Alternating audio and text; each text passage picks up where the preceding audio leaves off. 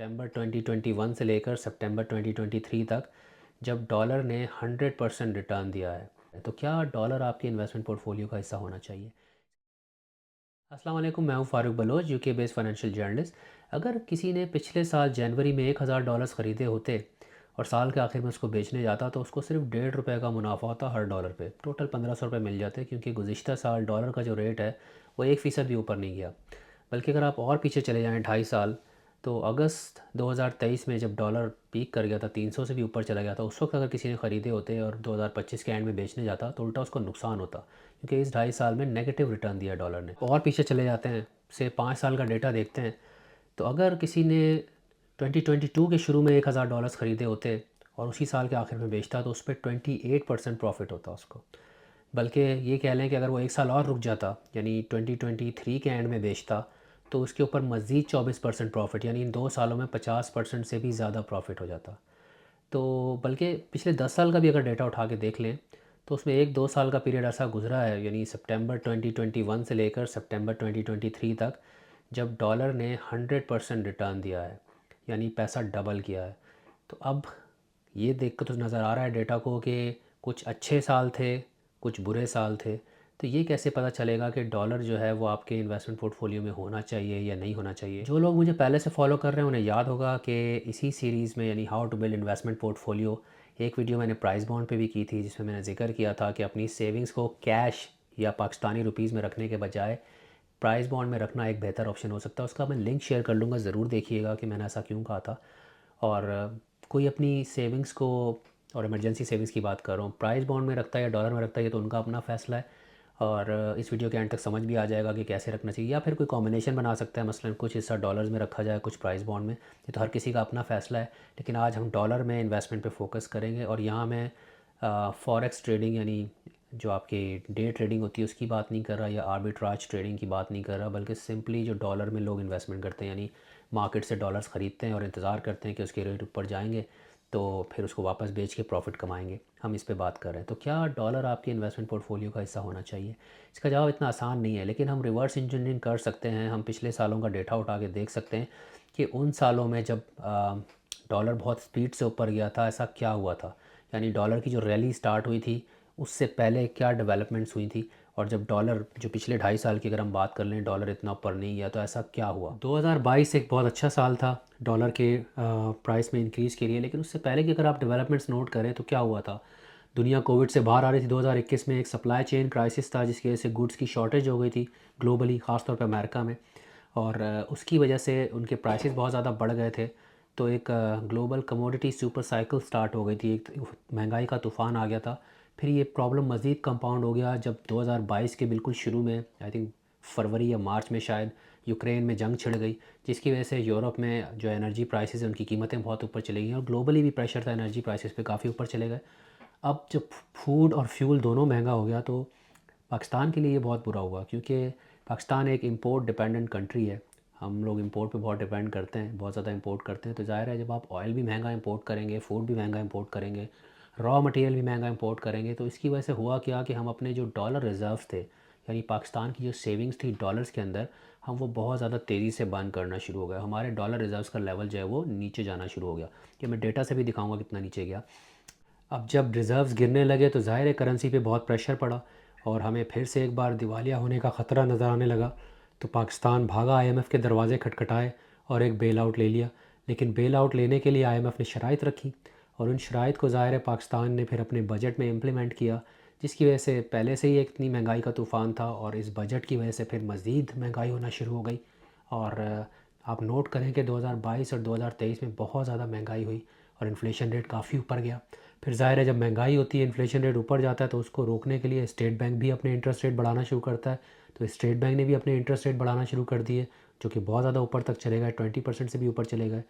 तो अगर इन तमाम इकोनॉमिक इंडिकेटर्स को देखा जाए तो इनमें एक चीज़ कॉमन नज़र आ रही है, ये सारे के सारे एक ही तरफ इशारा कर रहे हैं, और वो ये है कि पाकिस्तान की इकॉनमी प्रॉब्लम में थी। अब जो लोग मुझे पाकिस्तान से फॉलो कर रहे हैं, जब मैं समा पे काम करता था, उनको आइडिया होगा ये चीज़ें मैं डे टू डे बेसिस पे कवर कर रहा था। ये तमाम नेगेटिव हेडलाइंस, आईएमएफ के ऊपर एक्सप्लेनर, हम क्यों बैलेंस ऑफ पेमेंट क्राइसिस का शिकार हैं, हम आईएमएफ से बेल आउट क्यों ले रहे हैं, और डॉलर ऊपर क्यों जाने वाला है। इनफैक्ट डॉलर के ऊपर जो वीडियो मैंने की थी वो मेरी पहली वीडियो थी समा डिजिटल के ऊपर।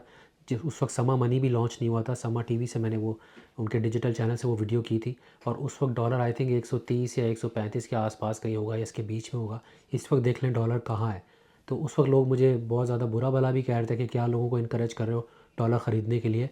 लेकिन वो जो इकोनॉमिक इंडिकेटर्स थे वो सब यही पॉइंट आउट कर रहे थे कि हालात ख़राब हैं और डॉलर ने ऊपर जाना है।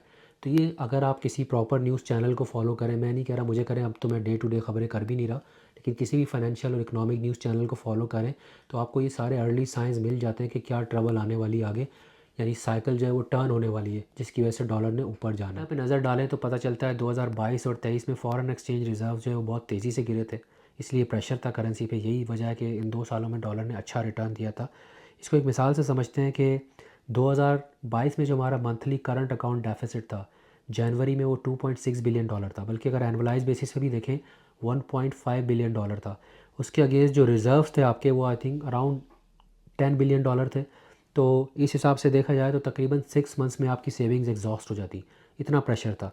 बल्कि 2023 में एक पॉइंट पे आपके डॉलर रिज़र्व 4.5 बिलियन डॉलर पर आ गए थे।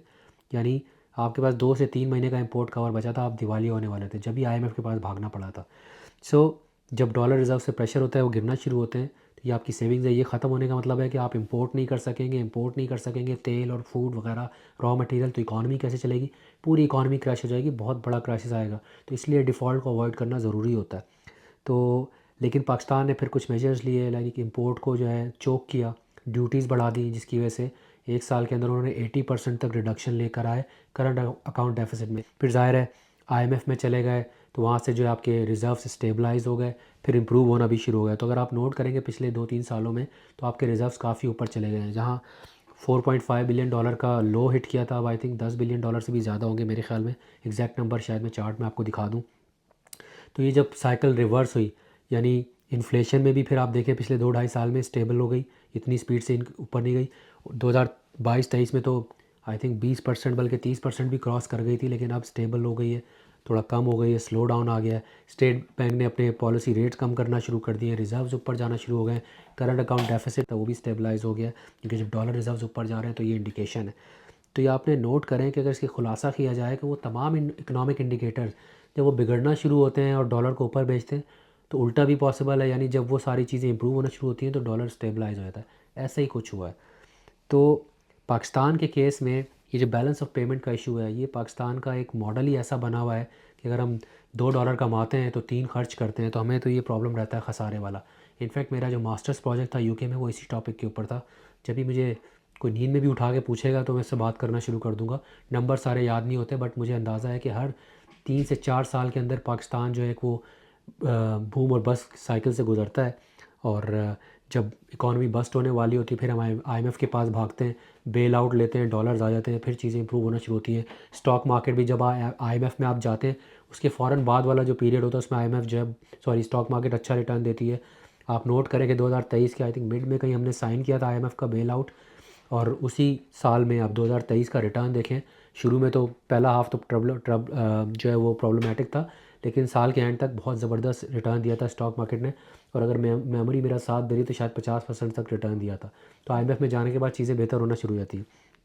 इसी तरह अगर आप नोट करें तो जब साइकिल टर्न होती है, अगर आप बूम से बस्ट में जाते हैं तो फिर वहाँ से डॉलर ऊपर जाना शुरू हो जाता है। हिस्टोरिकल डाटा ये बता रहा है। इसी तरह जब आप बस्ट से निकल के वापस बूम में आते हैं, पिछला पैकेज हमने 2000 पहले तो 23 के मिड में किया था, स्टेबलाइज किया था, वो शॉर्ट टर्म था, आई थिंक 9 मंथ्स का था शायद। उसके बाद सितंबर में फिर हमने सितंबर में जाके 2024 में एक और पैकेज किया जो 3 साल का, आई थिंक 2027 तक का पैकेज है। तो उसकी वजह से स्टेबिलिटी आ गई है और डॉलर जो है वो इतना स्पीड से ऊपर नहीं जा रहा। अब अगला साइकिल कब टर्न होगा, अगेन 2027 तक तो ये प्रोग्राम है, लेकिन किस तरह की इकोनॉमिक मैनेजमेंट होती है अभी इसको मैंने तफसील से तो नहीं देखा। लेकिन अगर इकॉनमी को सही नहीं मैनेज करते तो 2027 से पहले भी ये बस साइकिल स्टार्ट हो सकती है। और ये भी पॉसिबल है कि अगर थोड़ी बेहतर मैनेजमेंट कर लें तो मे बी 2027 में जब ये पैकेज एक्सपायर हो तो उसके बाद आपको एक्सटेंड करना पड़ जाए, ऐसे हालात हो, यह हो सकता है। उम्मीद तो करनी चाहिए कि इतनी बेहतर मैनेजमेंट कर लें कि 2027 के बाद हमें दोबारा जाना ही ना पड़े आईएमएफ के पास। लेकिन जो हिस्टोरिकल डाटा है वो हमें ये बताता है कि जब ये इकोनॉमिक इंडिकेटर्स जो है वो सारे ट्रबल में होते हैं तो यकीनन ये करेंसी पे प्रेशर डालते हैं और डॉलर ऊपर जाता है। और अगर आप नोट करें इंटरनेशनली भी डॉलर का ट्रेंड देखा करें, क्योंकि जब प्रॉब्लम चल रही थी उस टाइम पे इंटरनेशनली भी डॉलर ऊपर जा रहा था, फेडरल रिज़र्व ने अपने रेट्स बढ़ाना शुरू कर दिए थे, तो मार्केट इंतज़ार नहीं करती डेवलपमेंट के हो जाने का, मार्केट फ़ौरन रिएक्ट करती है, चाहे वो डॉलर के रेट हो, स्टॉक मार्केट हो। जहाँ इंडिकेशन नज़र आता है साइकिल रिवर्स होना शुरू है, फ़ौरन लोग पोजीशंस लेते हैं, पोर्टफोलियो रीएडजस्ट करते हैं, अपने आप को एक जगह अंडर वेट करते हैं, दूसरी जगह ओवर वेट करते हैं, तो इस तरह से लोग पैसा बनाते हैं। यार वीडियो बहुत लंबी खिंच गई, तो हमने अब तक 4 टॉपिक्स कवर कर लिए हैं इस बिल्डिंग इन्वेस्टमेंट पोर्टफोलियो सीरीज़ में। हमने फ़िक्स इनकम कवर कर लिया, हमने प्राइस बॉन्ड्स कवर कर लिए, हमने गोल्ड कवर कर लिया, और आज हमने डॉलर्स भी कवर कर लिए। अब हमारे कुछ और टॉपिक्स बाकी हैं, मसलन equity market, stock market, real estate वगैरह। इंशाल्लाह फ्यूचर में जल्द आपसे दोबारा मुलाकात होगी इनमें से किसी एक टॉपिक के साथ या किसी और इंटरेस्टिंग टॉपिक के साथ। अपना ख्याल रखिएगा। अल्लाह हाफ़िज़।